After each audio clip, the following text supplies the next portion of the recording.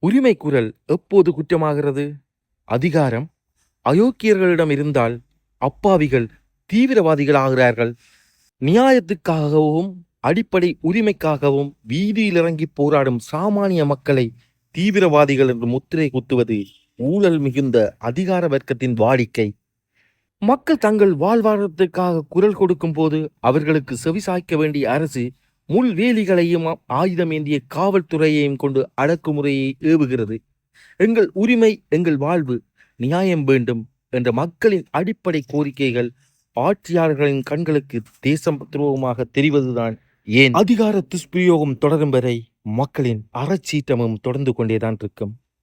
அடக்குமுறைகள் எப்போதுமே ஒரு மாபெரும் புரட்சிக்கான நெருப்பை மட்டுமே விசிறி விடுகின்றன.